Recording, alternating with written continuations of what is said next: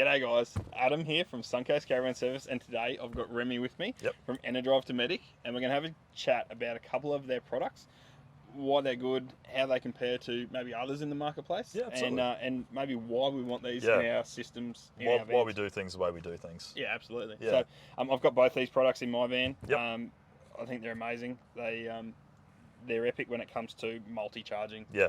So that's why I put one in my van.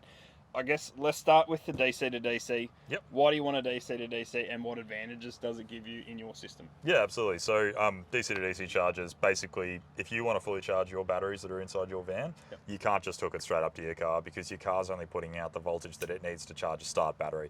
That's not the correct charging voltage for an AGM battery or a lithium battery. So you need to have something that's going to take that voltage in, take it to the right output, and then output that to your batteries at the correct charging voltage. Okay, so this is, we're charging from the vehicle back to this, and then this is what's inputting into the batteries. Into the batteries, correct, yeah. And then same deal with the solar. This guy can obviously handle your solar input as well. So if you've got a smaller system where you're not so worried about trying to maximize your input, you can run that all through the one unit and just take in what it can get as it can achieve it. Okay, but if you've got bigger system, that's where we flick over to this. Yeah, if you've got a larger system and you've got a larger solar array on the roof. So, a lot of the other systems out there, there are other DC to DC units on the market which do share the input. So they'll take the input from your vehicle as well as your solar at the same time. Yep. So that is great, and it does give you some opportunity to, offset the load on your vehicle as you're driving down the highway and that sort of thing.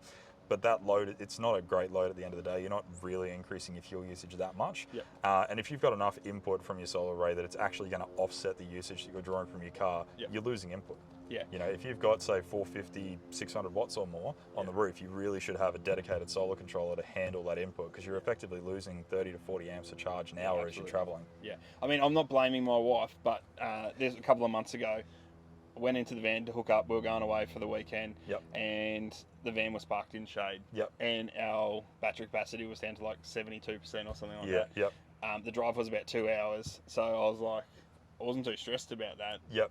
I still blamed her for it, but I wasn't too stressed about it because we had the DC to DC and we had the solar charger. By the time we got to, we're heading Burham Heads, by the time we got there, we were actually back up to 100% because we were driving, we had solar coming in, and we had the vehicle charging absolutely. back. So, and that's the advantage. You can achieve a bit over 40 amps out of these, up to 50 depending on how good your input is, and then you can achieve another 40 amps out of this guy if you've got enough solar on the roof. So I guess that's the absolute benefit, and that's the sales pitch, and that's the benefit of having two separate items. Absolutely. I know a lot of your competitors, they have them together, and you can't get the 40 and 40. Basically, it doesn't exceed its mandate. If you buy a 40 amp charger or a 50 amp charger, whatever the situation may be, it will not do more than that output. So, if you've got 50 amps of vehicle input coming into it and 50 amps of solar coming into it, it does 50 amps. So you're effectively losing 50% of your input. And even more so, like, people are using multiple of these when they've got, we're seeing, 1,000 watts of solar, 1,500 watts of solar, and they're using multiple. You could be putting in 80 watts of solar. It's absolutely insane these days. You can make an absolutely massive difference to your input to your system, and same deal when you're sitting idly and you're maximising that solar input when you're trying to run your aircon and everything like that. And then if you've had a couple of days of bad sun and then you finally do get some good sun and you're traveling to another location, you've got max input through the DC to DC, max input through your solar controllers, cutting down that replenishment time. I've also, some people talk about if you're staying in the same place and you're not leaving and you're a bit shaded, back the car up. Run the DC to DC, absolutely. Leave the car turned on for an hour. Look, it's not awesome. I wouldn't advise doing it in a caravan park because the person next to you is going to get fumed out. But if you're free camping somewhere and you can let the DC to DC top you up a little bit for a bit, run the vehicle. So it's awesome. Just another solution rather than having to carry a generator. You do have that solution there as well. Yeah, absolutely epic. All right, guys, thanks very much. If you've got any questions, chuck them down below. Remi, thanks very much. No dramas at all. We'll see you later. Thanks guys.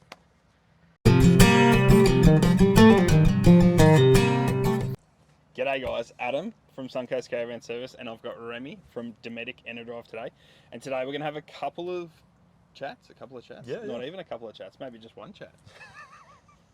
Enerdrive Dometic. I said Enerdrive Dometic. No, you didn't. You said Dometic Enerdrive.